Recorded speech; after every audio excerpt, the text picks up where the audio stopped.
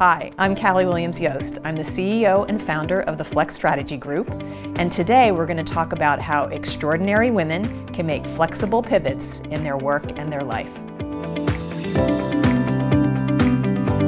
It is so common when we're trying to make a change to fall prey to what I call the false narrative, which is that companies are only hiring millennials, which then infers they're not hiring me because I'm 47. The truth is they are hiring millennials because millennials are the next generation of their business, and really it's important that they hire millennials, but that doesn't mean they're not hiring other people. And this is where the flexible work and life reality we live in today is so great, because you could go in as a consultant. They don't even have to marry you, you don't have to marry them, you can date. I have to say I myself did this. I wasn't 47, but I was 30 when I made the transition from banker into a work-life flexibility consultant. I tried to see how I could add value to the 2 organizations in the whole country that were doing this work at that time. So I was able to show one of these entities that I could help them with a client they just got, which was a bank. I went in as an intern, I showed them I could do the job, I learned all the other things I needed to do, and ultimately I was hired by them.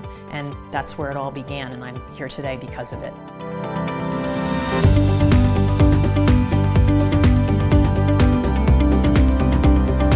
When people stop working in one capacity, specifically they're getting a paycheck from somebody else, they see that period of time where they are not employed as a break.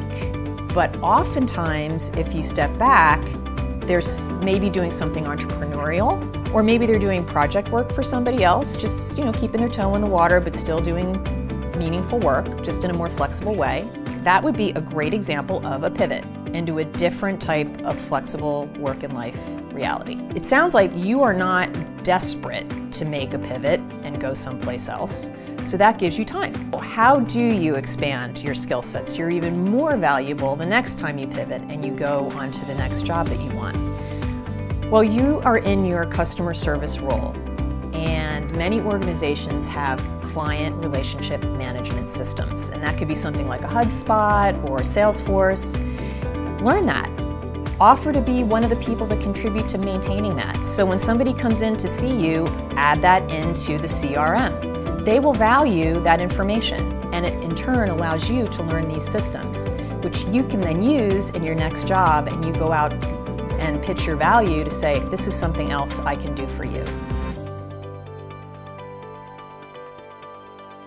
I love this question because it is a perfect example of how you can unlock the power of the flexible work and life reality that we live in today, so that you don't have to make some dramatic decision to cut off your sole source of income to go and take a risk on this new career. Here's a story of a woman I just met. She is building a wonderful platform, technology platform, and as she did that on the side, she kept her job as a speech coach. And now she's to the point where she may be accepted into an accelerator where she'll have to be full-time. But again, it allowed her to transition into this full-time work with this technology platform that she's developing without losing the income that she got from her speech coaching. So she was creative with that use of the flexibility that we all have, but we just have to leverage it. It is the 21st century challenge we do not talk enough about, so thank you for asking that question, because it really is a question everybody faces. We do not take enough vacations. We have got to disconnect. In today's world, we stay way too connected, which can be part of the problem. Do a little inventory. Step back and say, all right, what is the cause of this overwhelm for me? And this is where you could begin to leverage this flexibility that more and more of us have, but we don't tend to really thoughtfully use. And what I mean by that is this. You could say, all right, you know what? I actually can work remotely periodically in my job. I don't do it enough, and when I do it, I really I'm not that thoughtful about it, but maybe what I could do is think about the tasks that require a lot of thought.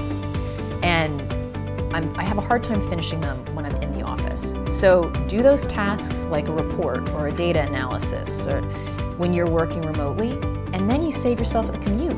What are you going to do with those 2 hours? That's when you start to say, all right, you know what? I think I am going to go to my kids' play. And all of a sudden you start to be more efficient with your work, but you also are building these other things into your life that really do make you your best self. And I think you'll see you're going to feel a lot less overwhelmed.